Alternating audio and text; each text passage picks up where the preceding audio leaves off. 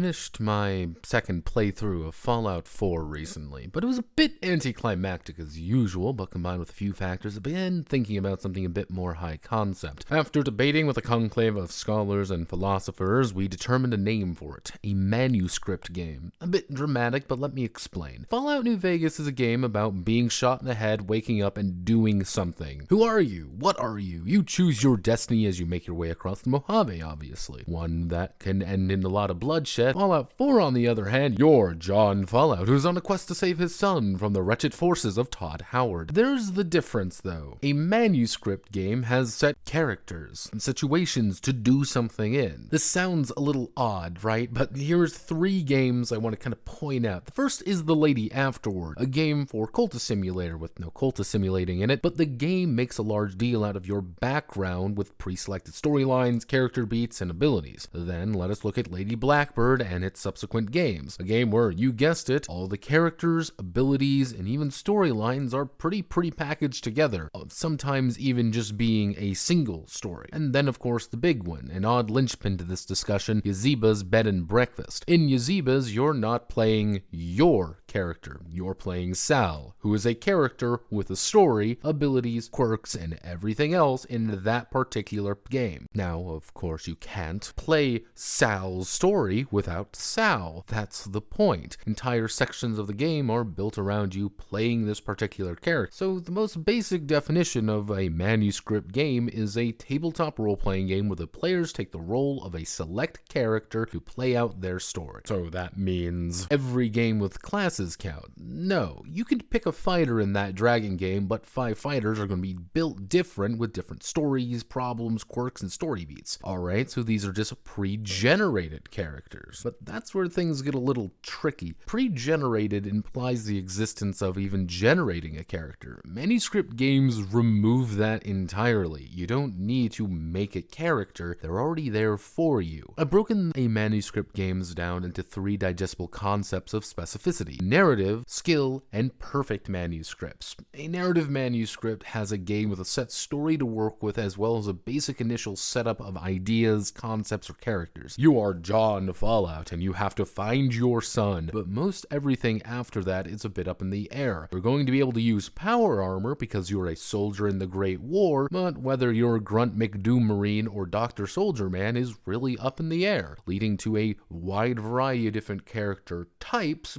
but on the exact same character. Skill manuscript games have a story and defined skill set that only you are able to do, and that set your character apart from others. You are John Starfield, and you are the only one able to pilot the ship and convince people to do things. These defined abilities can be very large, or they can be incredibly small, but they are yours and no one else's. John Starfield can stop time, for example, using his starship, but you'll never have access to any of Neil deGrasse Tyson's Science Man skills that make Neil unique, independent, and different from John Starfield. Finally, a perfect manuscript has both actually pretty set out for you. You are John Skyrim, the Dragonborn, Dovahkiin, Shoutmaster. You're on a quest to kill dragons, and you'll do it because that's the only option you have. On less railroady terms, a perfect manuscript has all of its characters being able to be operated without player input. Citing a little bit of Fear and Hunger here, Kahara is an independent entity with a story being told. Without you, the player, you'll probably end up dead or much worse. If you play as Kahara, of course, you have a set storyline and a dedicated ending to get, a goal that every other character in Fear and Hunger doesn't have. So let's get to an idea, right? I have 2 games I want to kind of highlight different ideas with.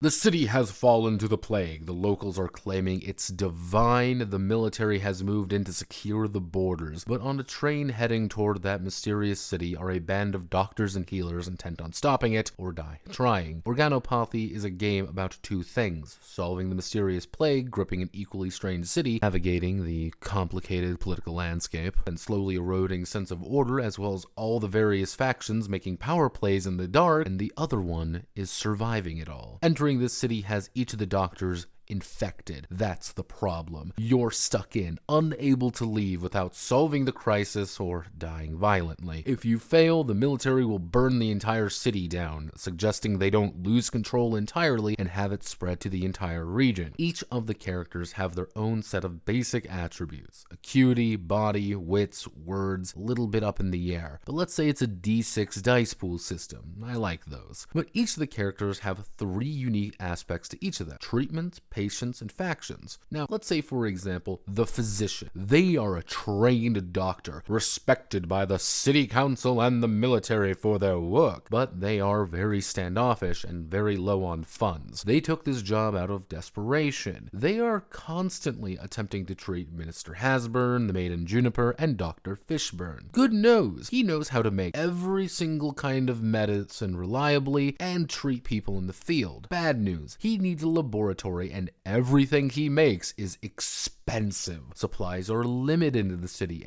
and to make a damn good medicine for the patients and himself, he's going to need a lot of material that he is not going to be able to get reliably. Contrasting the physician is the manservant. They're not actually a doctor, but the real one is an old coot currently unable to leave their ad hoc hospital due to the illness spreading outside. The manservant knows human beings, knows people, and can always break a few skulls when needed, but at the end of the day, he's only there because of the good doctor, and every time he needs to treat anybody, he needs to go back to the doctor, deliver all the resources he's got given, and then go back out. He's always in this state of trying to treat the doctor and himself, as well as all of the patients that others may need, but he may not be entirely invested in. Now, finally, you have the army medic, one of the few military people in the cadre, a competent individual who must keep General Eisenberg and Major Kept alive by any means necessary. However, their methods are cruel and extremely inefficient. But damn the rest of them, though. Well, one good quirk is that they're not actually infected, as long as they keep their gas mask on and have it topped off, requiring them to constantly have to go back, make calls, and favor their own people over the lives of others. Each of these characters has something to manage. They have their own supplies, resources, factional relationships, and even their ties to other people. Working together, they may find resources and assistance that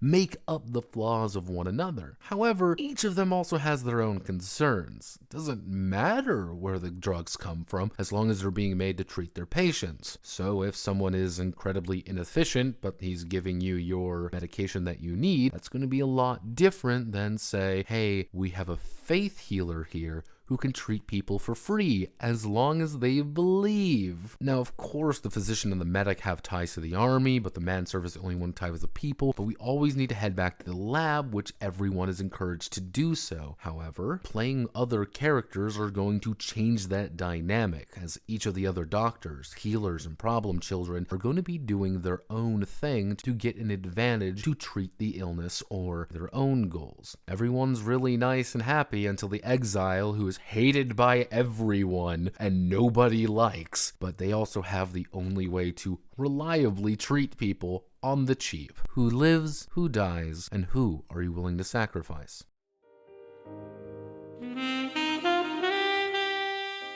The Curious Case of One Missing Jonah White is an investigation role-playing game about taking the role of one of 4 characters trying to hunt down Jonah White, a socialite who has gone missing due to some shady connections and less than noble endeavors. The 4 characters are Private Detective Langdon, White's estranged friend Avery Dakota, the mafia tough guy Marcus Hands, and amateur ex-shitposter Alex Eagle. Each of these 4 have 6 attributes: eyes, hands, mouth, feet, and gut, reflecting their innate physical characteristics as well as their abilities. But each of them also possess different ways of gathering, processing, and delivering information. Langdon is an actual detective, able to perform forensic analysis as well as having ties to the police department for assistance. Marcus is a big guy for you and underworld connections, mixing together to be able to find people who may not want to be found. Alex and Avery, of course, can both tap into their internet circles of friends pens or schizo posters, using more of the collective mass to get information that may or may not be accurate in any remote capacity. But here's the secret. Each of them is along a basic axis opposing one another. If you notice, Marcus and Langdon are very different from one another, while Avery and Alex are approaching the investigation for very different reasons. The problem erupts is that all of the information each can provide is valuable individually, forcing the four of them to work together or plot against one another. Players taking on Alex may be willing to compromise or want to indulge their conspiracy theory more, while Langdon may be the honest cop or dirty bastard to get the job done. The investigation isn't about Jonah White, it's about the journey these four undergo trying to find Jonah. The hardest part of running this would be the secret information and split party, and providing the players opportunities to differentiate themselves and play out scenes in a very efficient manner would be needed to keep all of this moving smoothly. Effectively, it's a four-way mystery novel where whoever can piece together the evidence first can find the truth, or let someone else find the truth, or maybe hide it. Story is ultimately up to them and their actions, good or bad.